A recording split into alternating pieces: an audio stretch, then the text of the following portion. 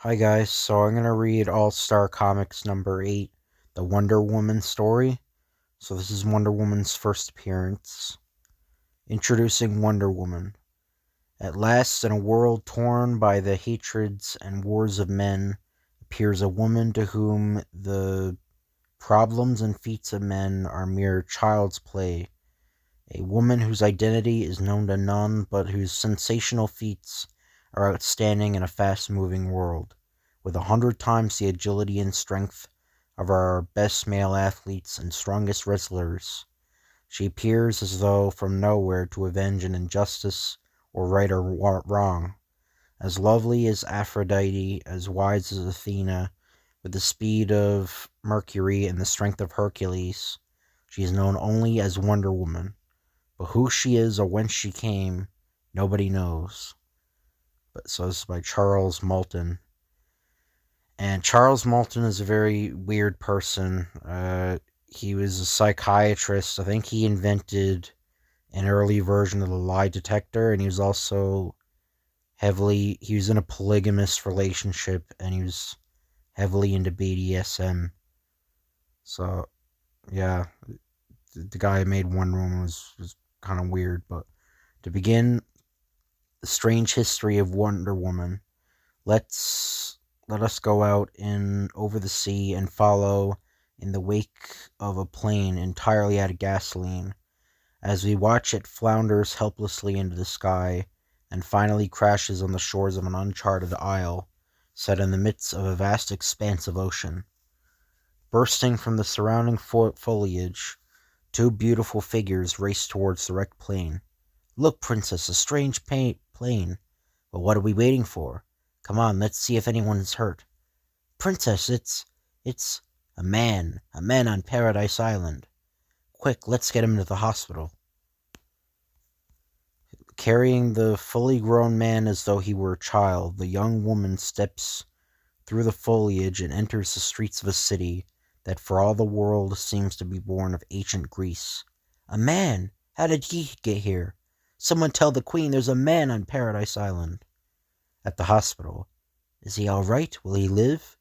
"I don't know. He's had a concussion. We won't know anything for days. I wonder what the Queen will do with him. He can't be moved." Suddenly, it should be Hippolyta. Yeah, I think so. They call him Hippolyte, but it's later Hippolyta. I get her name tongue twisted all the time. The Queen enters the hospital room. "Mother, the Queen! I hear that there was a man here, but I couldn't believe it. Who is he?" "His plane crashed on the beach of the island this morning. The Princess and Mala brought him here. I found these papers in his pocket. Captain Steve Trevor, U.S. Army Intelligence Service." We can't let him die. See that he gets the best of attention. Keep his eyes covered so that if he should awake he will see nothing. Have his plane repaired, for he must leave as soon as he is well. Keep me informed of his progress." In the ensuing days, the princess, the queen's only daughter, is constantly at the bedside of the unconscious man, helping, watching. "You ought to get some sleep, princess. You've been on the job now for 14 hours. "Never mind me. We must make him well." Leaving the princess to watch over the injured pilot, the doctor seeks audience with the queen. "What has happened that you disturb me at this hour?" "Is the man—" "No, he is alive. It is the princess I'm worried about. I don't think she ought to be allowed in the hospital any more. She acts rather strangely about that man." "So she's in love. I was afraid of that. You are quite right, doctor. Shall take steps immediately. That would be wise. It's for the child's own good." I should have said there's a lot of text in this story. It's like basically a novel, like a short novel. So the princess, forbidden the pleasure of nursing the only man she can recall ever have seen in her life, goes to her mother Hippolyta, the queen of the Amazons. "But mother, I don't understand. I must see him. I must know where he is, how he got here, and why he must leave. I love him." "I was afraid, daughter. that the time would someday arrive that I would have to satisfy your curiosity. Come, I will tell you everything. And this is the startling story unfolded by Hippolyta, Queen of the Amazons, to the princess, her daughter. In the days of ancient Greece, many centuries ago, we Amazons were the foremost nation in the world. In Amazonia, women ruled and all was well. And then one day, Hercules, the strongest man in the world, stung by taunts that he couldn't conquer the Amazon women, selected his strongest and fiercest warriors and landed on our shores. I challenged him to personal combat because I knew that with my magic girdle, given me by Aphrodite, goddess of love, I could not lose. And when I did, but Hercules, by deceit and trickery, managed to secure my magic girdle, and so we Amazons were taken into slavery, and Aphrodite, angry at me for having succumbed to the wiles of men, would do naught to help us. Finally, our submission to men became unbearable. We could not stand it any longer, and I appealed to the goddess Aphrodite again, this time not in vain, for she relented, and with her help I secured the magic girdle from Hercules. With the magic girdle in my possession, it didn't take us long to overcome our masters, the men, and taking them from their entire fleet, we set sail for another shore, for it was Aphrodite's condition that we leave the man-made world and establish a new world of our own. Aphrodite also decreed that we must also wear these bracelets fashioned by our captors, as a reminder that we must always keep aloof from men. And so, after sailing the seas many days and many nights, we found Paradise Island and settled here to build a new world, with its fertile soil, its marvelous vegetation, its varied natural resources. Here is no want, no illness, no hatreds, no wars.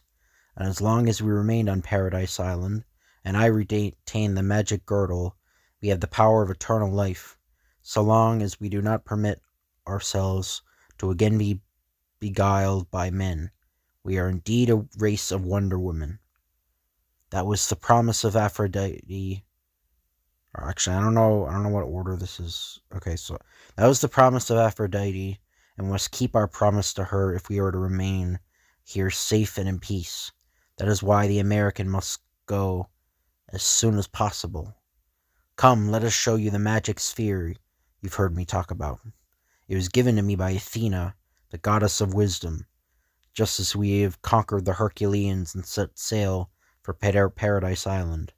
It is through this magic sphere that I have been able to know what is going on and is going on in the other world, and even at times forecast the future. Oh, okay, so it starts here. Yeah, I'm kind of confused, like the layout of the text. That is why we Amazons have been able to far surpass the inventions of the so-called man-made civilization. We are not only stronger and wiser than men, but our weapons are better, our flying machines are further advanced, and it is through the knowledge that I have gained from this magic sphere that I have taught you, my daughter, all the arts and sciences and languages of modern as well as ancient times. But let us see where your American captain came from and how he got here. Watch closely. So 13,000 BC, so there's a bunch of dates: 1875, 1776, 1861, 1812. I think this there's a bunch of dates: 1894, 1300. And it's it got the locations: Troy, Carthage, Egypt, England, America, Athens. I think that's what this says. Rome. So yeah, it's kind of cool. But what the magic sphere reveals. Sir, I've come to report that I have last uncovered information as to who the leaders of the spy ring are. I'd like permission to close in on them personally. But that's ridiculous, Captain. You're the most valuable man in the Army Intelligence Department. We can't risk losing you. That may be, sir, but these men are dangerous, and capturing them is a job I'd rather not shift on anyone else's shoulders. I hope you understand, sir. I believe I do, son. I believe I do. Go to it, and the best of luck to you. That night, Trevor drives to a hidden airfield not far from an army air base. Those rats have their planes hidden here. Von Storm should have drive past here any minute. If I capture him, their leader, a cleanup job will be simple. Meanwhile, in another car, approaching Steve's hiding place. Tonight we strike. We send our planes into the stratosphere, where they cannot be seen, and bomb American airfields and training camps, since our planes will not be identified, as it cannot be construed as an act of war. Suddenly, as the car passes Steve's hiding place, "Was is?" "Take it easy, boys. You've got company. If you'll be good enough to stop the car and step out quietly, there'll be no more trouble, gentlemen." The driver swerves the car suddenly and crashes into a tree. "Good work, Fritz." "Ah, gentlemen, the quick thinking of our driver has netted for us an American officer." "He is not hurt, just unconscious. He will come in handy for our plans." Night War. This is Night War? Night War. Von Storm and his men enter the secret airfield with their captured prize. "He is that Captain Trevor who has been giving us so much trouble. It is a good thing that we have one of the American robot planes that we stole. You, Fritz, get the American plane ready and set the robot controls. I want it to be flying so that we can be seen over the American airdrome, while you and the stratoplane drop bombs from way above." "Ah, so we put our American officer in the robot plane. The malnessence of your ideas is refreshing, mein Herr." A few minutes later at the American airdrome. "Hey, look, isn't that one of our planes?" "Yeah, but it doesn't look like it's going to land." At that moment, "The robot plane is directly over the airdrome, mein Herr." "Good, release your bombs." "What in the world? One of our own planes dropping bombs on us." "There's something queer going on here." "Duck! Run for cover! That pilot, whoever he is circling to drop another load." And in the robot plane, Steve Trevor begins to regain consciousness. Where am I? I'm circling my own field. Why, this is a robot control plane. Let's see if I can make the throttle work. Suddenly, the pilot of the spy plane becomes alarmed. "Was ist? The plane is not obeying the robot control. Something is wrong." Something is wrong. Radically wrong, for Trevor has sized up the situation, and at once on the tail of the spy plane. Fritz, the pilot of the spy plane, is panic-stricken as he realizes he has a skilled opponent on his tail. He radios for the instructions. "Von Storm, the American has regained consciousness. He is turning the robot plane against me. I cannot shoot him down. What shall I do? Hello, Von Storm, do you hear me?" Von Storm is furious at the way his plans are going. "You fool! Do not let him shoot you down. They must not find out this plan. They must not know you dropped those bombs. Get him away from his field." The Stratus plane turns tail and runs. Steve follows. He turned tail, the skunk. I gotta shoot him down, but he keeps moving too high for me. I'll catch him if it's the last thing I do. Always out of the shooting range, the black plane keeps Steve following until they are far out at sea. I wonder how long he's going to keep this up. Well, as long as there's gas left in this crate, I'm going to stay with him. Hours pass and many miles, hundreds of miles, pass with them, but Steve keeps doggedly on the trail of the enemy plane until finally his gas begins to run low. "Running short of gas. Looks like he has me licked. Wait, what's that below? Can that be an island? It seems surrounded by cloud formations." "Well, daughter, there's the history of your captain up to this very moment his plane crashed on Paradise Island." "But mother, he must be taken back to America to finish the job he started." "Getting him back would be a problem. Leave me alone, my daughter. I must consult with Aphrodite and Athena, our goddesses. I must see their advice." "Yes, mother." It wouldn't be any trick at all for me to fly him back myself, but Mother would never hear of it. In the Queen's solitude, the spirits of Aphrodite and Athena, the guiding goddesses of the Amazons, appear as though through a mist. Hippolyta, we have come to give you warning. Danger again threatens the entire world. The gods have decreed that this American army officer crash on Paradise Island. You must deliver him back to America to help him fight the forces of hate and oppression. Yes, Hippolyta. American liberty and freedom must be preserved. You must send with him your strongest and wisest Amazon, the finest of your Wonder Women, for America, the last citadel of democracy and of equal rights for women, needs your help. Yes, Aphrodite. Yes, Athena, I need your call.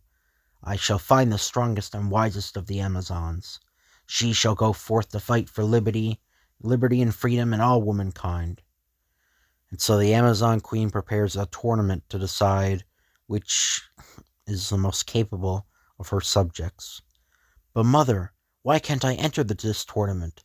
Surely I have as much right. No, daughter, no, I forbid you to enter the contest. The winner must take this man back to America and never return, and I couldn't bear to have you leave me forever. The great day arrives. From all parts of Paradise Island come the Amazon contestants, but one young contestant insists on wearing a mask. If you're all ready, let the tournament begin, and let the best maiden win. The tests begin. First, the foot race. A trained deer sets the pace. As the deer easily outruns the pack, suddenly the slim masked figure darts forward, her legs churning madly, and not only catches up with the deer, but passes it. As the tests of strength and agility go on throughout the day, more and more contestants drop out wearily, until number 7, the Masked Maiden, and Mala, number 12, keep winning event after event, until each has won 10 of the grueling contests. And now a deadly hush blankets the audience. The Queen has risen. Bullets and bracelets! Bullets and bracelets! Bullets and bracelets! Bullets and bracelets! Contestants 7 and 12, you are the only survivors of the tournament. Now you must get ready for the 21st, the final and greatest test of all, bullets and bracelets. Each of you will shoot 5 times. Your opponent must catch the bullets on her bracelet or else expect to be wounded. Now take your places. Number 12 will shoot first. The command and the girl fires point blank at number 7, the Masked Maiden. The ultimate test of speed in both eye and movement. Number 7's bracelets become silver flashes of streaking light as they parry the death thrusts of the hurtling bullets. Number 7 passes the test unscathed. Now it is her time to fire. Her opponent's fast, but not fast enough. Ugh, my shoulder! Number 7 wins, number 7. The winner, contestant number 7, the Masked Maiden. You may remove your mask, number 7. I want to see the face of the strongest and most agile of the Amazons. Daughter, you! I knew it. I felt it. I thought, perhaps, well, it's too late now. You've won, and I'm proud of you. In America, you'll indeed be a Wonder Woman, for I have taught you well, and let yourself be known as Diana, after your godmother, the goddess of the moon. And here is a costume I have designed, to be used by the winner, to wear in America. Why, Mother, it's lovely. And so Diana, the Wonder Woman, giving up her heritage and her right to eternal life, leaves Paradise Island to take back the man she loves back to America, the land she learns to love and protect, and adopts as her own. So that's the end of that comic. This gets continued in Sensation Comics number 1. I'm gonna read that eventually. But the next DC comic I'm reading, I'm gonna finish off All-Star Comics, and then I'm gonna read like some Green Lantern and Hawkman stories, and that I'm gonna read some of those, and then I'm going to read Sensation Comics #1. But hope you guys enjoy this video. If you could like, comment, and subscribe, that'd be appreciated. Thank you for watching, and I'll see you guys later.